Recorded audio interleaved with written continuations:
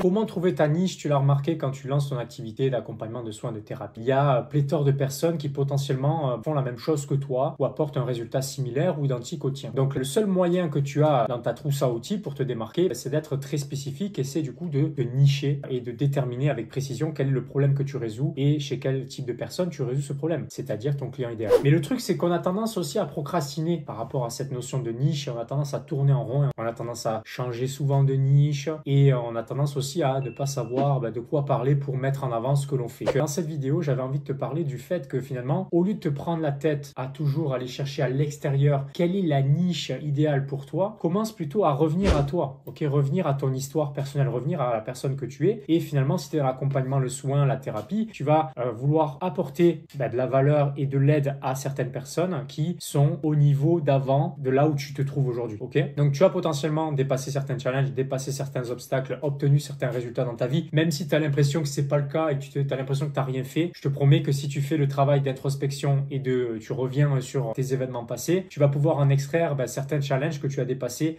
et certains résultats que tu as obtenus en utilisant une méthode ou un ensemble de méthodes qui t'a permis de dépasser ces challenges. Donc, en mettant de la conscience sur ça, tu vas pouvoir identifier, ok, quel est le résultat spécifique dans lequel tu es forte ou tu es fort pour pouvoir délivrer ça, et tu vas pouvoir identifier quelle est la façon de faire qui est la tienne pour délivrer ce résultat. Et tu vas pouvoir identifier aussi quel type de client idéal, et très souvent, le client idéal, c'est nous dans le passé, ok? Donc, qu'est-ce qu'il faut que tu fasses à présent? Eh bien, il faut que tu te mettes en avant, ok? Parce que la niche que tu veux trouver, elle commence en amont, elle commence par toi. Tu es ta propre niche, ok? C'est toi. Il n'y a personne qui peut te copier. Tu n'as plus de concurrence quand tu es toi au travers de ce que tu fais. Donc, oui, c'est important de se positionner dans une thématique, dans un marché, ok? Les 3 types de marchés les plus connus et les plus, on va dire, lucratifs, hein. Là où il y a de la demande, là où il y a des gens qui achètent, c'est la santé, make money, faire de l'argent, et c'est les relations. Donc, si tu arrives à te positionner sur un des 3 marchés, t'es peinard ou t'es peinarde, ok? Ensuite, il faut que tu deviennes plus spécifique, ok? Quel type de problème tu résous dans ces marchés? Par exemple, le marché de la santé, est-ce que tu es dans la perte de poids? Est-ce que tu es dans le soin énergétique? Est-ce que tu es dans la thérapie? Ensuite, si tu es dans le make money, est-ce que toi, tu aides les gens à lancer un business de coaching? Est-ce que c'est un business de dropshipping? Est-ce que c'est du trading? Et si tu es dans les relations, est-ce que tu aides les gens à trouver l'âme sœur? Est-ce que tu aides les gens à avoir des rencontres sur Tinder? Bref, tu as compris le truc, ok? C'est être spécifique dans ce que tu vas apporter. Mais en soi, il y a déjà des gens qui font ces choses-là, ok? Qui sont déjà spécifiques dans leur marché. Et tu vas peut-être te dire, oui, mais voilà, moi j'ai envie de me nicher dans cette thématique, mais il y a des gens qui font la même chose que toi. Et c'est là où toi, ce que tu dois comprendre, c'est que tu es ta propre niche, ok? C'est toi qui vas faire ces choses-là. Donc les gens vont vouloir en effet acheter un résultat par rapport à un problème qu'ils ont, ça c'est certain. Très peu de gens vont te donner de l'argent parce qu'ils t'aiment beaucoup, ok? Mais pourquoi ils feraient ça avec toi plutôt qu'avec une autre personne? Potentiellement parce que certaines personnes vont résonner plus avec ton histoire, avec tes valeurs à toi, avec la personne que tu es plutôt que l'autre personne. Et c'est ça en fait que j'aimerais que tu prennes conscience aujourd'hui. Parce que là, aujourd'hui, tu es trop en train de te dire, oui, mais mon contenu, il n'est pas forcément aussi bien que le voisin, tu vois. Mais en fait, c'est pas le contenu qui compte, c'est la personne qui fait le contenu qui compte. Le contenu que je suis en train de te délivrer là, il y a beaucoup de gens qui l'ont potentiellement déjà fait, même c'est certain. Mais de la manière dont moi je le fais, non, il n'y a que moi qui sais le faire de cette manière-là. C'est ça, en fait, que j'ai envie de te faire prendre conscience, c'est que le contenu que tu vas créer, de la manière dont tu vas le créer, il n'y a personne d'autre que toi qui sait le créer de cette manière-là. Donc ça va résonner avec certaines personnes. C'est tout ce qui compte, en fait. Commence à te mettre en visibilité. Commence à changer ses pensées, ses croyances de « je suis pas assez, les gens sont mieux que moi, j'ai rien d'unique », en fait. Oui, tu es unique, tu es toi et tu es ta propre niche. C'est ça que j'aimerais que tu vois aujourd'hui. Et là, tu vas te dire « oui, mais peut-être qu'on va me copier, peut-être qu'on va copier mon unicité et qu'on va copier finalement la spécificité de ce que je fais et comment je le fais. » Et potentiellement, ça va arriver. Ok, ça va arriver potentiellement. Et si ça arrive, c'est plutôt bon signe, c'est que tu es doué, en fait. Et c'est que les gens voient la valeur de ce que tu fais et du coup, ils ont envie d'avoir cela pour eux aussi. C'est quelque chose qui peut être frustrant dans un premier temps quand tu es touché par rapport à ça. Ça m'est arrivé à plusieurs reprises personnellement, notamment lorsque j'ai créé ma première entreprise dans l'éducation canine en ligne. Donc, j'ai créé le premier centre d'éducation canine virtuelle de France et donc accompagner les gens avec mon ancien associé à éduquer leurs chiens à distance. Eh bien, c'est des choses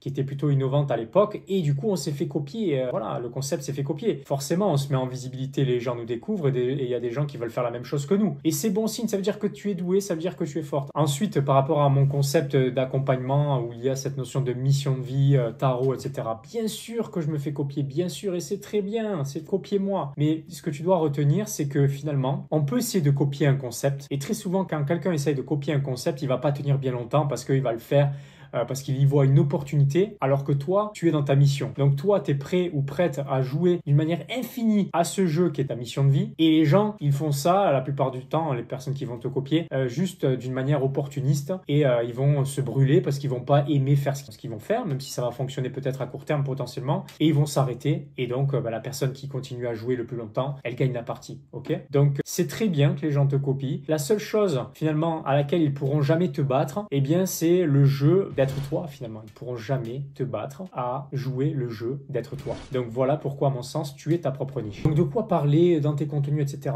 Et reviens sur ton vécu, reviens sur les challenges que tu as vécu, que tu as dépassés, comment tu les as dépassés, raconte ton chemin. Ne va pas raconter des histoires, des trucs qui n'ont pas de sens, que tu n'as pas vécu. Va parler de ce que tu as fait, ok? Ne va pas inventer des choses, ou ne va pas aller copier exactement ce que disent d'autres personnes. En effet, tu peux aller regarder les contenus de Pierre, Paul, Jacques, de voir ce qu'ils font. Mais essaye de voir, ok, ça c'est des informations, ça me parle pas. Fais le tri par rapport à ces informations. Utilise ces informations, fais-les rentrer dans ton propre filtre qui est ton histoire, ton vécu, ta mission de vie. Ensuite, comment toi tu peux en extraire des leçons que tu peux partager à ton audience, aux personnes qui te font confiance, aux personnes qui te suivent, aux personnes envers lesquelles tu as une influence aujourd'hui. Même si tu as l'impression qu'il n'y a personne autour de toi, aujourd'hui, tu as déjà de l'influence sur certaines personnes. Il y a certaines personnes qui viennent te voir à toi spécifiquement pour résoudre un problème spécifique. Donc, c'est juste que toi, tu as l'impression que c'est normal, donc tu ne le valorises pas et donc les gens ne le valorisent pas non plus. Mais pour autant, même s'il y a potentiellement pas encore de personnes qui te payent, il y a des gens qui le valorisent parce qu'ils t'accordent de leur intérêt, de leur temps, de leur attention. Comment tu peux faire cela à plus grande échelle? Comment tu peux le faire non pas à une personne à la fois, mais vers des personnes qui potentiellement ne te connaissent pas, te découvrent. Et c'est un moyen du coup de faire découvrir ton activité, de faire découvrir ce que tu fais. Donc partage ton histoire, partage ton vécu, partage tes échecs, partage tes succès,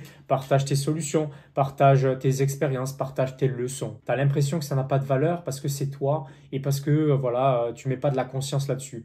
Mais je te promets que si tu commençais à mettre de la conscience là-dessus et que tu commences à le partager, il y a des personnes qui commenceraient à raisonner par rapport à ton histoire. Et derrière, qu'est-ce que cela crée? Cela crée une opportunité, un prétexte pour pouvoir échanger avec toi. Et en t'intéressant aux personnes, si ça fait sens pour ces personnes-là, potentiellement tu pourrais être la bonne personne pour les aider à dépasser un challenge que tu as déjà dépassé au travers d'une solution que tu pourrais apporter. La solution, c'est quoi? Eh bien, c'est ton activité. Donc, si tu as besoin d'apprendre des compétences, d'avoir des connaissances, baigne dans les connaissances, baigne dans les compétences, baigne dans les cours, les livres, les mentors, les accompagnements, peu importe. Tu vas pouvoir en extraire des choses qui vont t'aider, des choses qui vont moins t'aider, mais les choses qui vont t'aider, tu vas pouvoir les repartager à ta façon, à ta manière à toi. Et c'est ça qui aura de la valeur pour les personnes qui auront accès. N'attends pas d'avoir tout compris, n'attends pas d'avoir toutes les réponses, toutes les clés pour te lancer. Commence à ton échelle, ok? Tu prends ton téléphone et tu commences à partager ça potentiellement avec toi, vis-à-vis de toi. C'est un peu comme un journal intime au quotidien où tu racontes ta journée, ce que tu as fait, etc. Quand tu vas te sentir un peu plus à l'aise vis-à-vis de toi et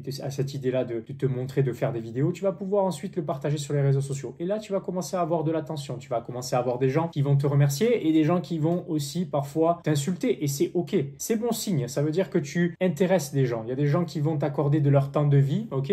Quand les gens regardent ta vidéo, ils t'accordent de leur temps de vie. OK? C'est important en fait. Tu as l'impression que c'est gratuit, etc. Mais il n'y a rien qui est gratuit dans la vie. Soit tu payes par ton attention, soit tu payes par ton énergie, soit tu payes avec ton argent. Mais quel que soit là où tu mets tes ressources, il y a un prix à payer. Donc, même si tu as quelques dizaines de vues sous tes vidéos, même si tu as quelques centaines de vues, c'est positif. Il y a des gens qui t'ont accordé de leur temps de vie pour entendre ton message, pour entendre ce que tu as à dire. Et potentiellement, il y a des gens parmi ces gens-là qui vont se sentir concernés et qui vont ensuite vouloir te demander comment faire pour en savoir plus sur ce que tu fais ou pour travailler avec toi. Et ça y est, tu as un business. Tu as un business qui repose sur qui tu es. Tu as un business qui repose sur ta personne. Tu es ta propre niche et les gens veulent travailler avec toi plutôt qu'une autre personne parce que tu as certaines valeurs, tu as une certaine énergie qu'ils ne retrouvent pas ailleurs. Voilà. Donc j'espère que ça t'a fait voir différemment cette histoire de niche, trouver sa niche. Tu es ta propre niche, ok? Commence à la mettre en visibilité, en avant. Si tu as aimé cette vidéo, tu la likes, tu la partages, tu t'abonnes à ma chaîne si tu me découvres. Et pour continuer à développer ton activité tout en étant aligné à qui tu es, à ta mission de vie, je t'invite à regarder cette vidéo et je te dis à la prochaine vidéo.